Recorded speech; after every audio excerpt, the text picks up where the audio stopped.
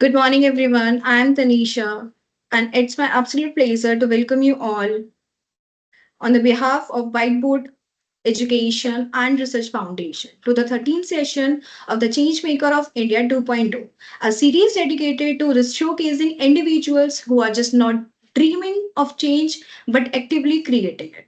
This platform is celebrating of visionaries who are building a stronger, healthier, and more inclusive India, one innovative step at a time. And today's guest is a shining example of that spirit.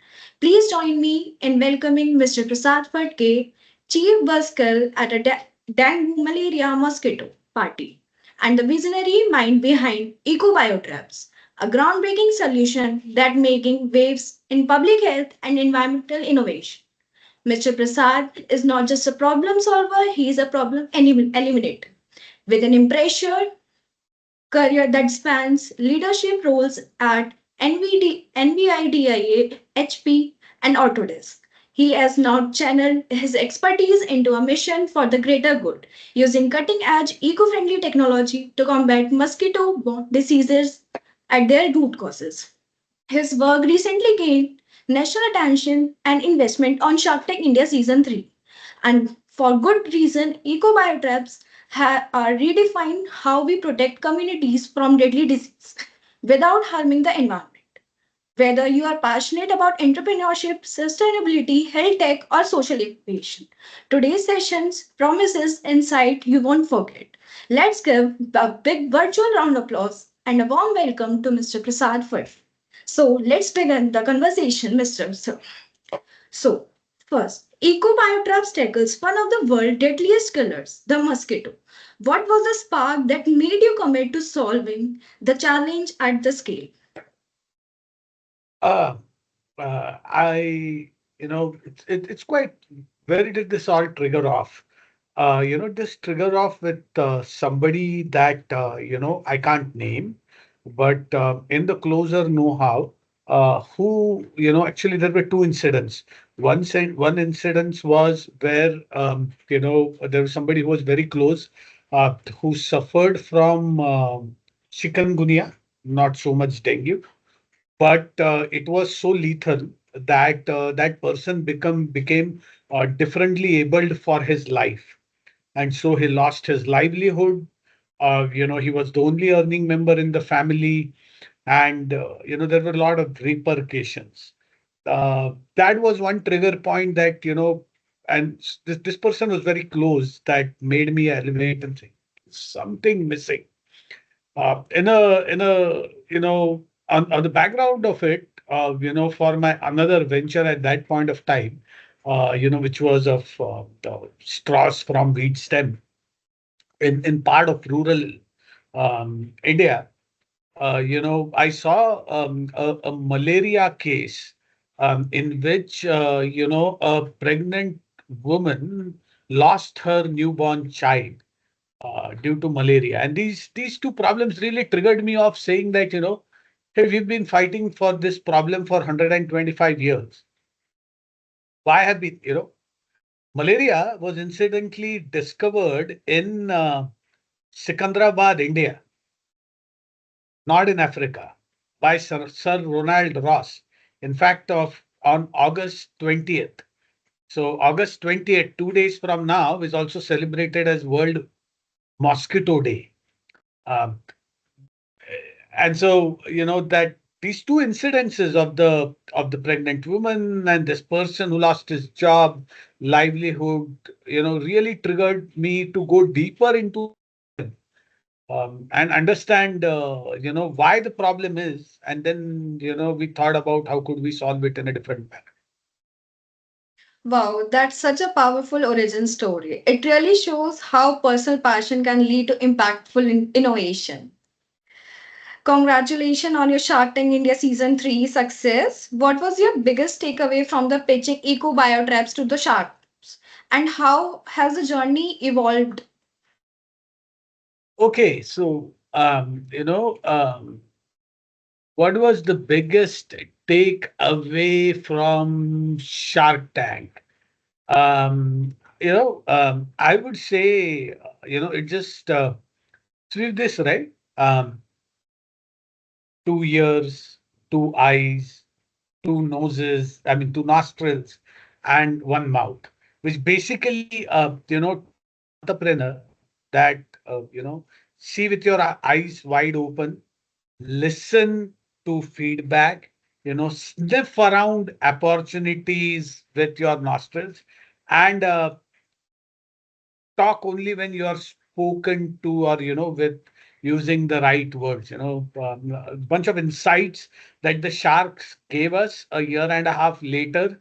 Some of that we did not believe at that point of time. Today we realize why they said what they said a year and a half before. So yeah, that was a big takeaway on using all our, we've got this five senses, six senses, right? To put them, there's a reason why Mother Nature has given two ears and not two mouths, right? So yeah, to use them. The journey so far it's been spectacular. We are now present with we've signed up with Rentokil PCI, Pest Control India, the world's and the country's largest pest control operator. We are now present in 1,000 locations, 300 districts, 22 states. Till date, we have been able to save 20 million lives, protect 20 million lives. We've diverted about 400 odd metric ton of carbon dioxide offset that we have prevented. And then we have prevented about 300 odd square feet of landfill diversion. And you name any big hospital, hotel, IT companies, manufacturing companies, all of them, their employees are now protected by using EcoBioTraps. So it's been a great journey so far. That's such an insider perspective. So many aspiring entrepreneurs will really value hearing that. Your background includes working at a tech like giants like NVIDIA, HP, Autodesk. How has that corporate and tech experience shaped the way you approach social impact innovations? Um, those very diverse word. Okay, so those experiences. So my, the guy whom I used to the guy who runs NVIDIA, who is the only $1 trillion guy, last 2, 3 years, Jensen Huang, founder CEO of NVIDIA, the most admired company, right? Jensen had taught us, and I was very fortunate to work one on one with him and to learn from him directly. In those all a decade at NVIDIA, the couple of values that were taught, which was intellectual honesty, directness, and candor, those things are which we imbibe here. As we build the product up, we call a spade a spade. We are open to constructive criticism, if it means, and we do what is right for the business beyond a founder ego, investor ego, yeah, whatever egos, these are all gone in the flush box, but we do what is right for the business. And those are a couple of things. And to run businesses at scale, you know, that side helps in this social impact, as we build the startup up. I love how you blending global corporate learning with a very grassroots problem solving approaches. Mosquito-borne diseases like dengue and malaria are massive public health burden. How does EcoBioTraps make prevention more effective and scalable and eco-friendly compared to traditional methods? Okay, so you talked about three things, right? How does it make it more scalable, more eco-friendly, and how is it a right fit? Okay. So Yeah. in a world full of repellents, so if you have to, how do we handle the mosquito problem today? Okay. The way we solve that problem is either killing them one by one. How would you kill them? Clap of your hand, or then you'll take a racket, or a newspaper, it's meant for reading, whatever, right? We'll kill them one by one. You'll do some fumigation, fogging, or then you will put those repellents, whether they are coils, incense sticks, right? Or you will plug them vaporizers in the electric socket. You have electric killers these days. Now, these largely are adult killers one by one, or they are repelling. Repelling is basically shifting the problem. You played a game of musical chairs, right? Seven chairs, nine people running, music playing, and then the music stops, and then you lose out. That is repellent for you. It's shifting the problem. It doesn't solve the problem. कोई ना कोई तो फंसने वाला है उसमें. Somebody is going to get trapped, right? So for last 125 years, we are dealing with the same problem. Okay. Now life has a very simple philosophy, and the simple philosophy is the following: if you have to achieve something that has never been achieved before, then you have to do things that have never been done before. So, itne salo se, for all these years, whatever we have been doing, if we continue to do it and do it and do it, there's no fun.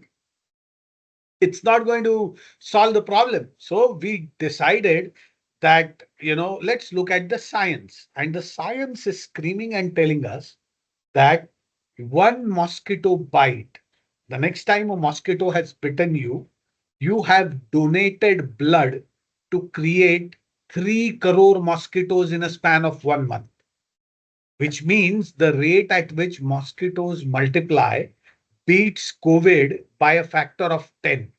So, how did you come out of COVID? You did not come out of COVID by one by one. You came out of COVID. Vaccines prevented you to go to the hospital.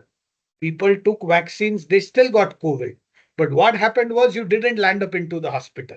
You were home quarantined and solved, right? But how did we then come out of COVID? We came out of COVID because we quarantined ourselves for 3 to 5 days in a room.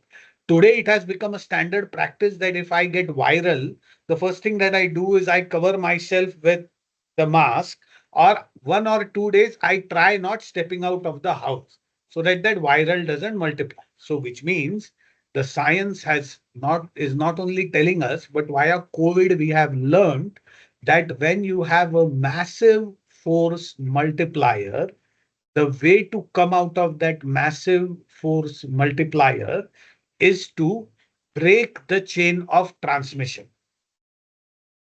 That is why we are indoors. In mosquitoes, are we breaking their chain of transmission? No, because we are repelling them away or we are killing them one by one.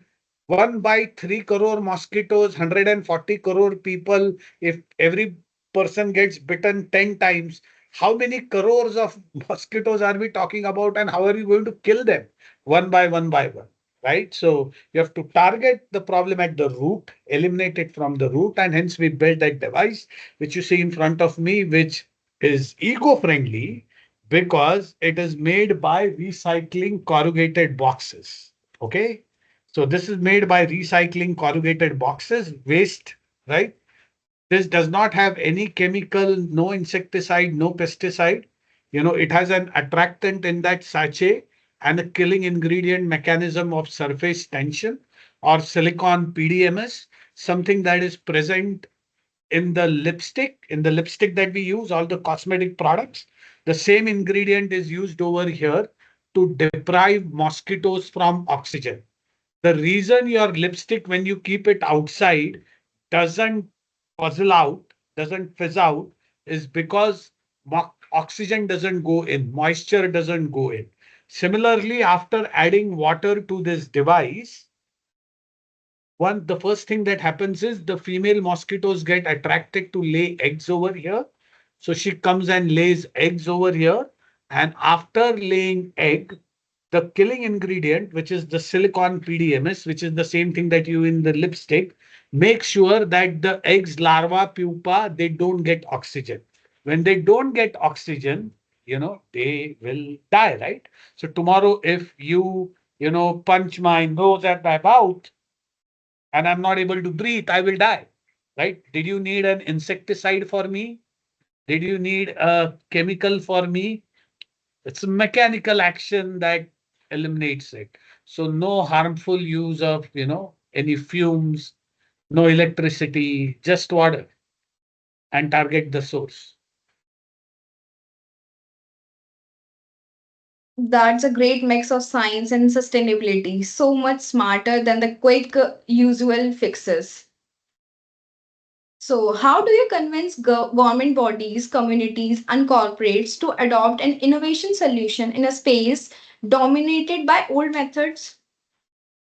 The first thing is, 80% of them don't get it. Only 20% of them get it. And then it becomes a Pied Piper story. The corporates is a different, government and public health institution is different. Corporate gets it very, very clearly when you say to them very simple thing. Okay, if you have to have a different output, okay, then you have to change the input, right? If you have to travel, say, from place A to place B, okay, say I have to travel from Connaught Place to Gurgaon and I have to reach in 30 minutes, right?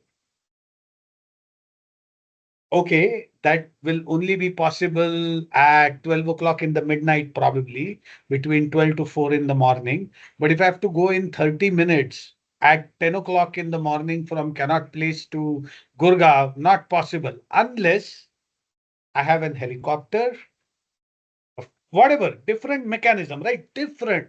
The same usual thing जो रद्दी भर से चल आ रहा है वही करोगे तो तुमको दूसरा रिजल्ट नहीं मिलेगा, तुमको वही फंसना है, तुमको कुछ अलग करना पड़ेगा. Corporates get it. With government, the government also gets it, but then we have to prove them in a scientific manner on the results. So our Dharavi pilot, which is being done with the Bombay Municipal Corporation, the results of that are so impactful and profound. We are an incubatee of the Bombay Municipal Corporation Smile Incubator. So, our partnership with the Bombay Municipal Corporation made it possible to demonstrate evidence in Dharavi in terms of reduction of the mosquito population. And that scientific effort, is getting published in American Society for Tropical Medicine and Hygiene. So that's where the scientific findings of it will get published. And that's where, the technical community in larger will believe on scientific evidence-based data generation of the impact of this device from a public health perspective. That's how you convince them with science and data. That makes so much sense. Change is something about most building trust as it is about technology, basically. Yeah, it is. Students today are facing climate change, pollution, and public health issues on the top of academic pressures. What small actions can they take to contribute to solve big environment or health problems? Uh, the reality is that climate change is real. Okay, look at the extended monsoon that has happened. Look at bunch of other things that are happening even for us. In the vector control world, dengue is at the foothills of Himalayas. There's a conference that was there last week, Indian Institute of Pest, Management Association, had IPCA 2025 conference in all the other places but Nepal.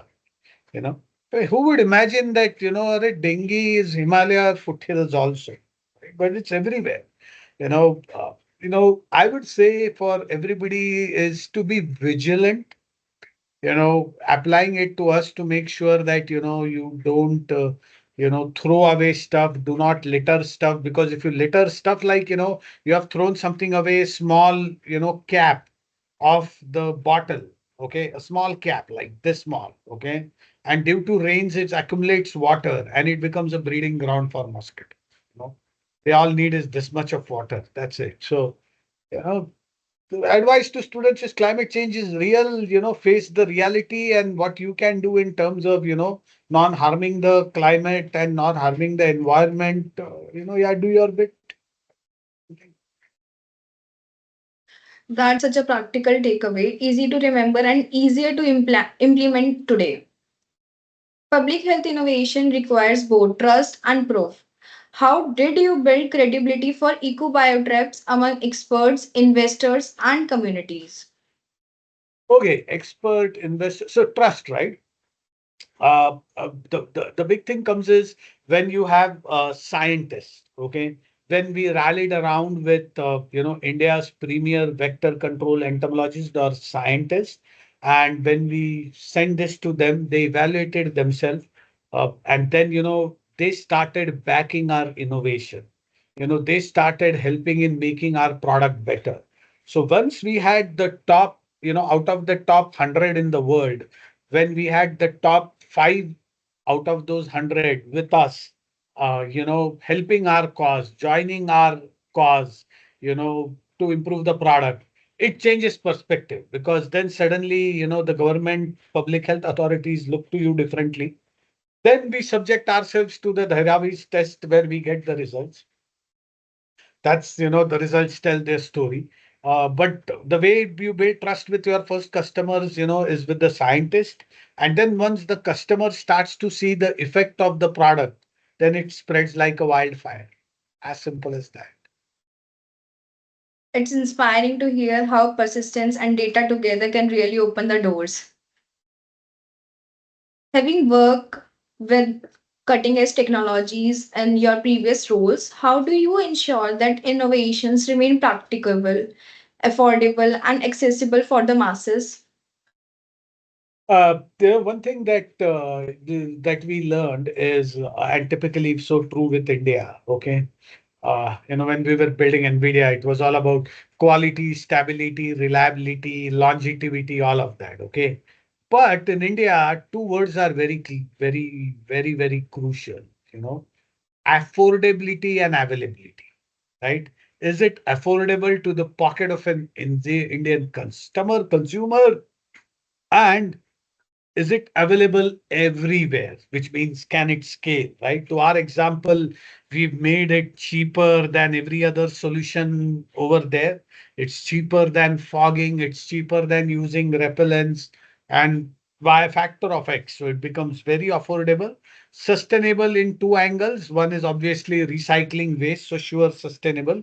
But more importantly, with our partnership of, to solve the sustainable and scalability question, with our partnership with PCI, India's and world's largest pest control company, Rentokil PCI. We are now present in 1,000 locations, 300 districts, 22 states.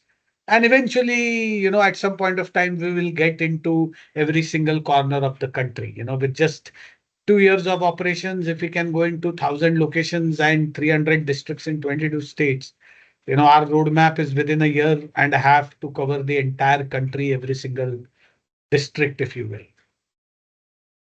That's a sweet spot take. That's impressive on paper, but also work for the real people. Yeah. What role do partnership with NGOs, corporates, and governments play in scaling EcoBioTraps across India and beyond? Massive, massive. You used a very interesting word at your end, beyond. So somebody watched our Shark Tank episode and reached out us to them from middle of nowhere from Malaysia. Okay. And guess what? 6 months later, we are now shipping into Malaysia. Okay. And now we are expanding into two Southeast Asian countries, right? Somebody, met us at one particular event, saw our solution, saw our proof, right? Went back, signed up for the Middle East, to all the Middle Eastern African countries. And our shipments are getting dispatched there now. EcoBioTraps from next month will be available to all the MENA region. Okay. So these all are partnerships, right? That happened, at the hustle happened. They saw the proof of the pudding, spent time with us, evaluated the product in their country, and bingo. So how do they help us? Massively in scaling, and we urge more and more of these partners, like our partnership with Rotary Midtown Bangalore. So Rotary Midtown Club, the Bangalore Midtown Club, Rotary Bangalore Midtown Club, we have a strategic partnership, where we are working with them, and then the Bangalore Municipal Corporation, the BBMP, Brihad Bangalore Municipal Corporation, to take this product to to different strata of the society. Yeah, so these partnerships are helping. That's a great reminder that collaborations can multiply impact for beyond what anyone can team can do. Many of our students dream of launching impactful startups. What's your advice for building something that both commercially viable and socially transformative? Uh, I would say, first you have to be in belief that is there a real problem to solve? And how do you validate that? To me, there are three questions that you ask. Does this help me save money? Okay. Or help me save time? Or provides a differential experience? Okay. It has to do one of these three things. If it can do all three things, excellent. You have a unicorn. If it can do two of these three, great. If it can do one of these three, great, you can start. But if it doesn't do one of those three, which is, does it help me make more money? Does it help save time? These are two very different things. Huh? No, the solution that you have, it should do either of these three things: make more money, help more, save time, or it will provide a differential experience. Okay, very differential experience. Take, for example, Uber and Ola, right? Do they help you save money? No. Do they help you save time? It's not in their hand. Traffic will determine whether they will help you save time or not.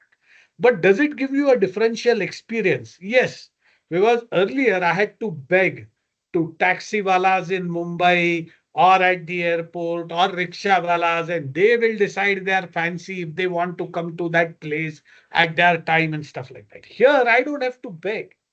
There's a price I'm willing to pay. The other person agrees. We are in business. Boom, we go. So the experience is different. That's an experience that was never done before. So uh, it has to tick in one of these three boxes, if you will. And then if it ticks in one of those three boxes, sure, go build that up. That's goal, something every aspiring founder should note down basically. What are the biggest gaps in public health and sustainability where you believe India youth can innovate right now? The I think the bigger problem is the mindset, not about youths, but the mindset in being receptive to innovations. It's just a buzzword. People really don't understand. I know, yeah, innovation looks good, but when it comes to taking it in their department, people are very reluctant. In typically in healthcare, people hate outsiders and startups because it is like, oh, I have spent 30 years in this research. This young kid is telling me this. How is it? Why should I listen to him? He thinks what people don't understand is take a look at what happened with Tesla. You know, my friend Elon Musk, right? Elon, 15 years back, when he brought this whole EV category, with the launch of Tesla, the electric vehicle category, created a category, right? Everybody was like rubbing it off. Doesn't work, won't work, all of that with Elon. Okay. Today, Ford, Audi, VW Group, General Motors, name, Tata, Mahindra, Hyundai, Honda, Toyota. I mean, all the automotive giants, everybody has EV offerings. Every month, every other month, a new EV car is launched.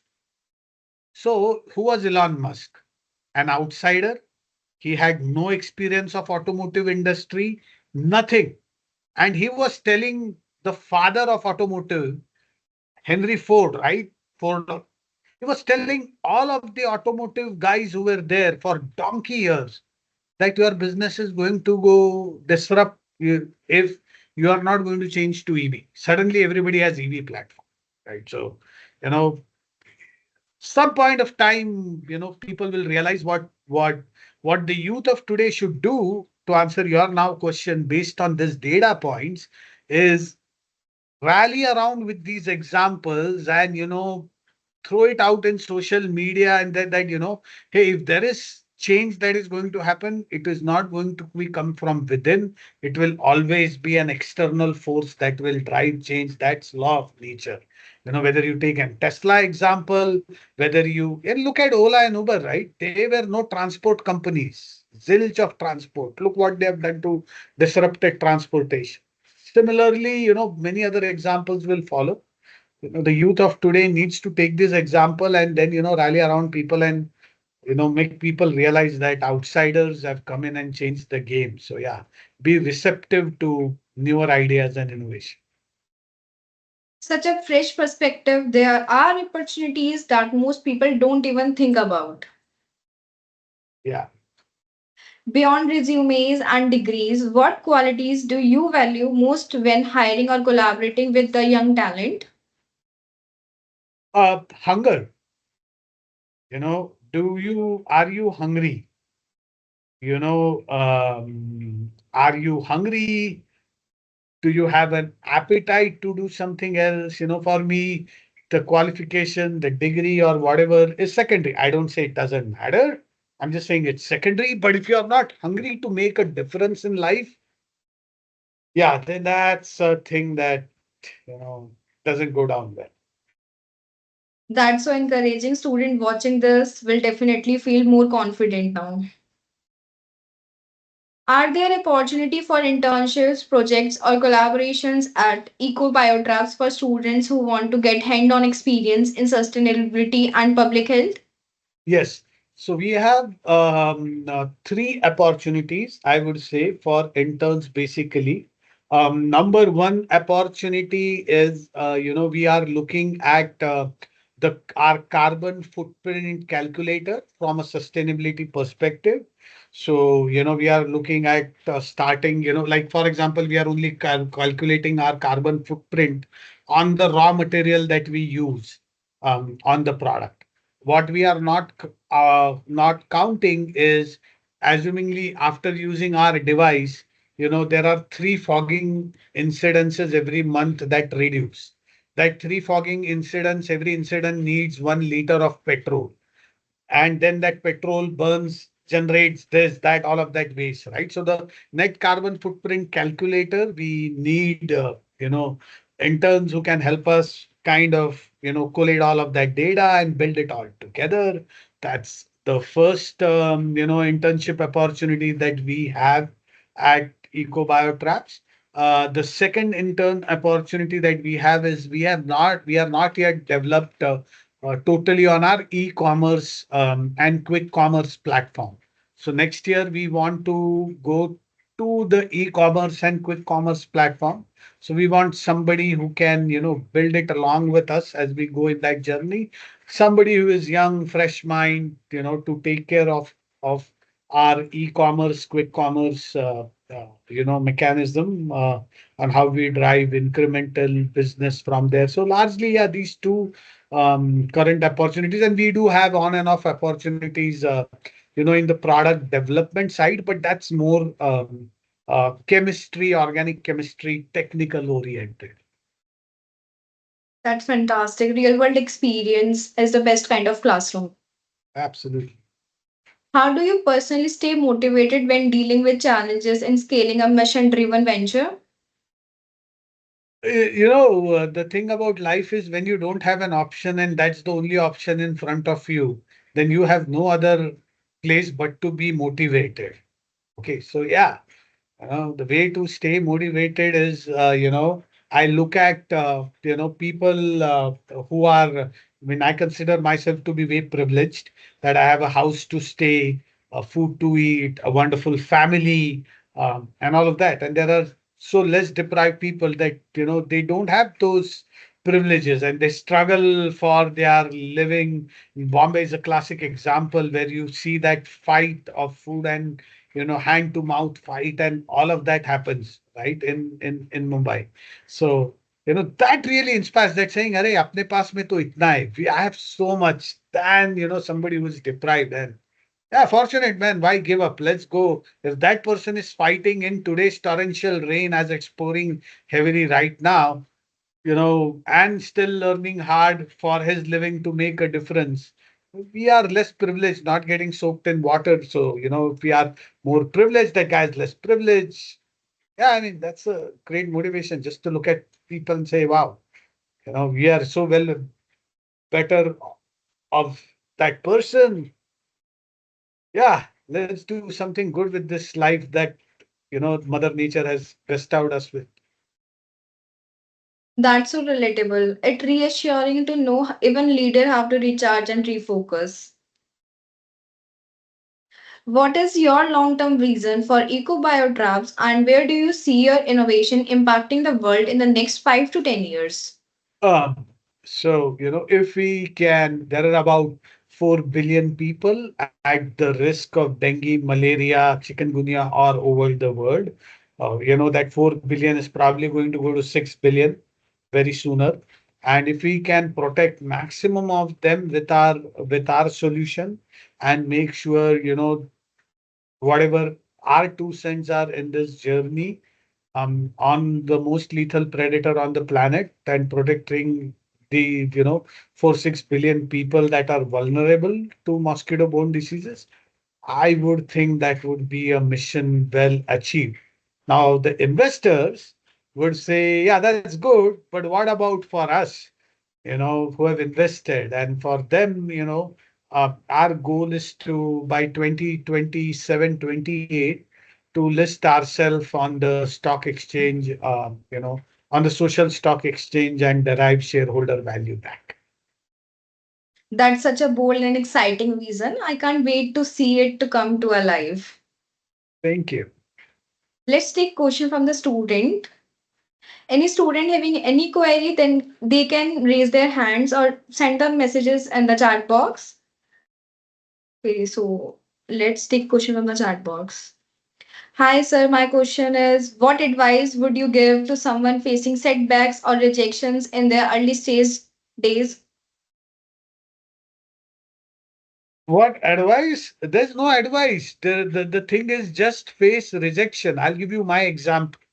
I started working at the age of 18. My job was selling washing powder Nirma shirts door to door. Okay. And this is, I'm talking about the early 90s. Okay. So early 90s, you would knock on somebody's door. Somebody would open the door inside. Most of the time, it would be a pretty lady, right? Who would have, who is struggling to make cooking for the family, who would have had fight with her husband, in-laws, or whatever, right? Different straight up. Something would have happened. You open the door and you say, "Madam, ye bechne ko aayo," and she says, "Eh, bhaga bhi nahi." "Arey ye kya aa gaya?" All of that, right? So that's worse rejection, right? On your face, you are slammed the door. All of that happens, right? What it teaches you, there's no advice. It's just to take that positively, because what it will build a quality under you will be a quality of resilience. Okay. And I would say that you should face rejections very, very early on in your life, and many of them, because they build a very strong, resilient character inside of you as a human being. Believe you me, make no mistake, in the longer run in your life, you will see how helpful those rejections will be, because at critical points in your career, you will have, you will not have the fear of facing rejections, where most people do, and that's why they puzzle in taking bold decisions or taking even the right decision. Forget whether the decision was bold or not. So it builds resilience there. Yeah. Let's pick one more question from the student. Which is better, being funded or starting as a bootstrap? It's very subjective, Anushka. Whether it's very, very subjective. It's to each one. I don't think there is one over the other. Okay. The reality is, bootstrap, yeah, makes sense. Hey, I have some money to save on. I can run my stuff. I don't have to worry for 2, 3 years. It sustain itself out. That's fine. Hey, I have a great idea, but I simply don't have the bootstrapping mechanism and I have to go raise money. So I don't think it's so situation specific. I don't think it's a question of either or. It's what works for you best. For some people, being funded is the work right. For some people, starting as a bootstrap work right. The latter, though, is very hard. Huh? Being starting as a bootstrap demonstrating is very hard. But then, when you do that, your first round of investors come very easily. That's the only advantage. So, one more question. How do you see EcoBioTraps making an impact? In cities like Delhi or Noida in next 5 years. Yeah, if you can see, EcoBioTrap across every single home in NCR region and, the rates of dengue and malaria incidences drop down, I think we would have made a great impact.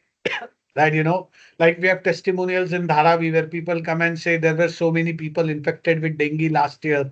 This year there is nobody with dengue. That's a great testimony and impact that a product would have made. If you can do that, in Delhi and NCR, Noida region, sure. Okay, so let's wind up the session. What an inspiring and eye-opening session this has been. Thank you so much, Mr. Prasad, for sharing your incredible journey from leading at a global tech company to now leading the fight against mosquito-borne diseases with EcoTraps. Your work is a powerful reminder that innovation can and must serve humanity, especially when guided by purpose, persistence, and a deep respect for the planet. To all our student viewers, remember you don't have to wait for the perfect time to be a change maker. Look around you, find a problem that matters, and take your first step towards solving it.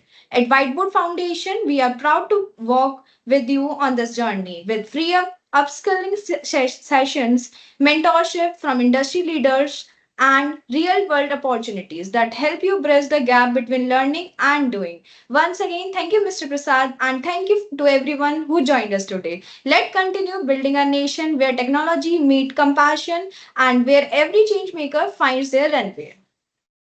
Thank you. Thank you.